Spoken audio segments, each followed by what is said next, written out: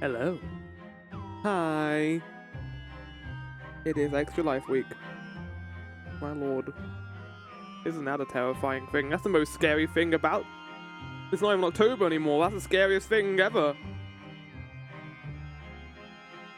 I will be attempting to watch as much of that as possible. Probably... We'll be around for the first 4.5 hours. Sleep. And then be back probably in the morning or stuff. I would stay up longer, but I don't really have the luxury of doing that right now, unfortunately. But massive shout out to those that will. I'll probably catch everything that I miss in the VOD after the fact. Chat, remember when I was doing those Extra Life best bits? I'm gonna be entirely honest with you, chat. I didn't have the time. And you might be like, "Oh, Flower, do you feel bad about not doing it?" Not really. It was we always spoke about that is the thing I'm going to do if I want to, and I'm just kind of like, yeah, I just decided not to do it. Maybe I'll come back to it in the future, but considering that it's like just started, we'll see. We got some cool stuff from it. We got some cool moments, but yeah, the highlight video is on indefinite hiatus until I decide to start editing again, I guess. Maybe I'll get the itch in the future. That's usually how these things happen, and I just spend like the next month or so just doing editing only.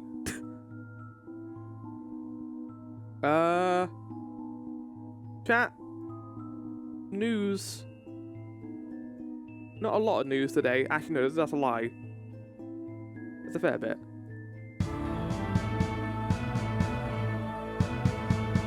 We're going to be finishing off...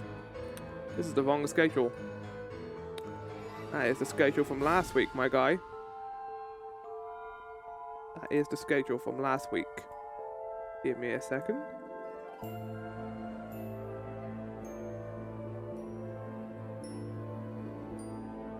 You get to see a bit of the behind the scenes and how I do the news segments. There you go.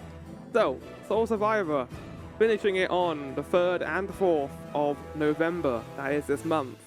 I'll be finishing off Slay the Princess tomorrow and Maside today. I thought we could alternate between the two of them. We're going to be getting the remaining vestiges in Slay the Princess. Get a couple of the endings as well.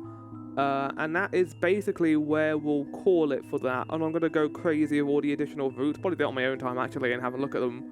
Because I am curious about a couple of the routes, but not, like, curious enough where I want to stream it. I think 4 streams is pretty substantial for that game. Right.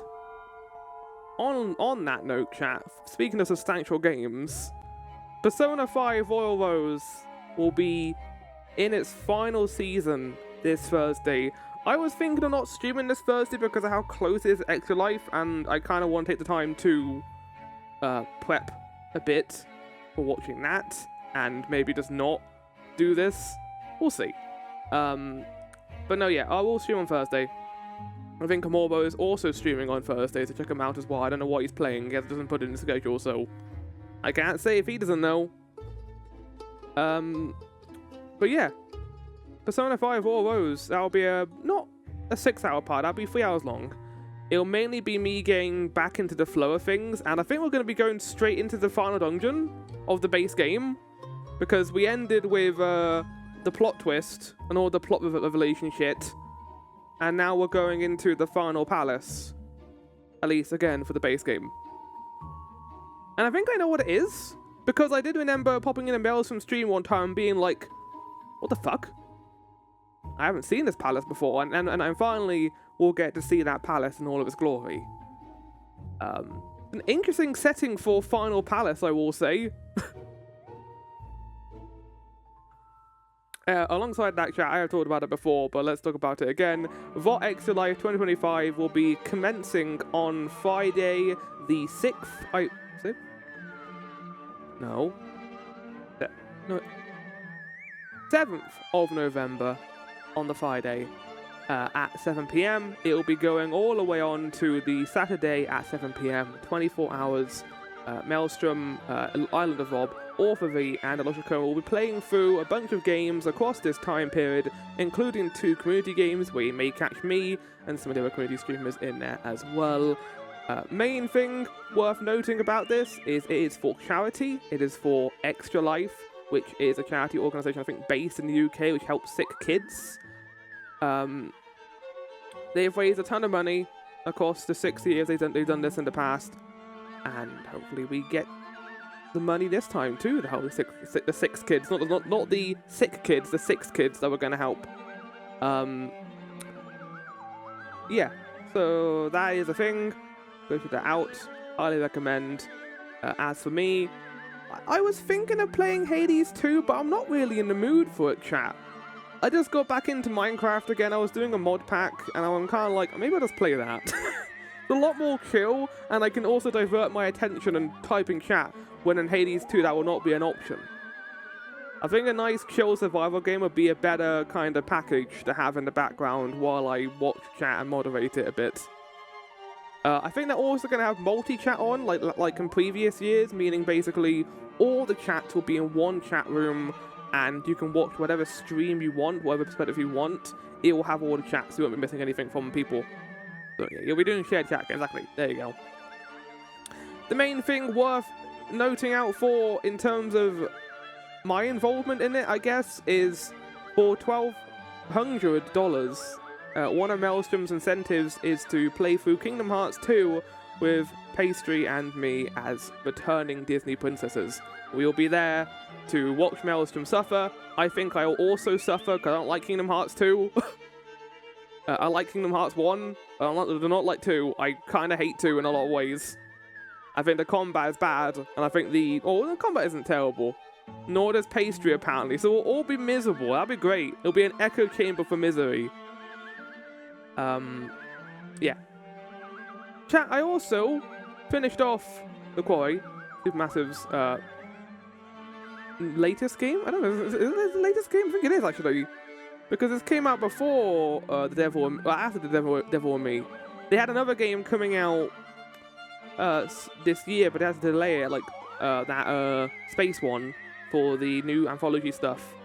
I played this, chat, and I had a lot of fun with it. It's not the best in terms of story, but it actually, I think, has better characters in it than Until Dawn. I think they did a lot better job at making the characters likable, which is something that these games have always struggled with. Technically, casting of Frank Stone was after this. We don't speak about that game. Because that is a... I watched Pastry play that for about 20 minutes, and... Yep. I wouldn't say this game's perfect. Apparently, this game had a lot of problems with COVID being a thing. They couldn't finish off a lot of the things they wanted to do. The ending is a bit disappointing. I like the monsters in this and how it affects the choices.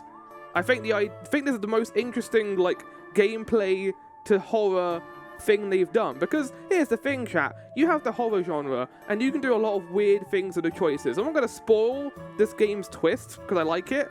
But they make the choices, and they use perspective in a way which I find interesting. It's cool. I like this game a lot. I don't think it's perfect. I think I like Until Dawn too. David Arquette is in it. He is. He's a character in this game.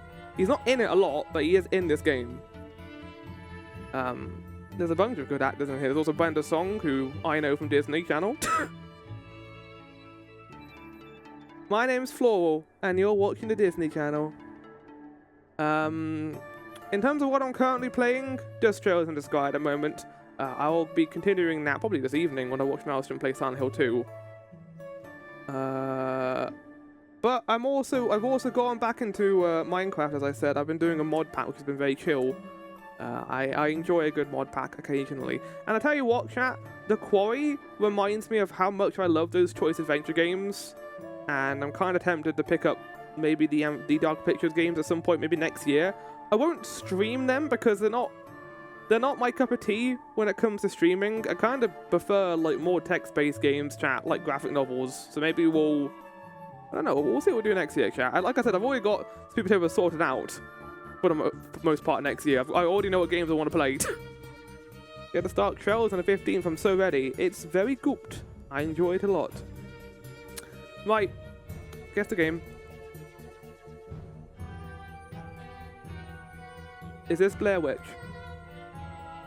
Because that is a bad video game. It's not. Oh my god! This is a quarry? It is!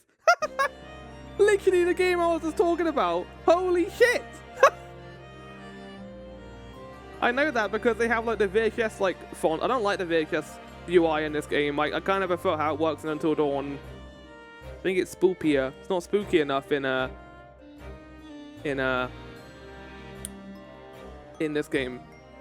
They lean a lot more into the janky 80s nature of it, which is fine, but I do think Until Dawn is a far scarier game still. And it's a game I like a lot, even if it's not perfect. It's a good game, chat. We shouldn't hate games that are good, okay? We should hate games that are bad. If a game is serviceable, it should be respected. Yeah. So if you do anything from Eternal or 2016, I'm gonna know what it is. I was thinking of putting Eternal, but a lot of the Mars base, so. What the fuck is this?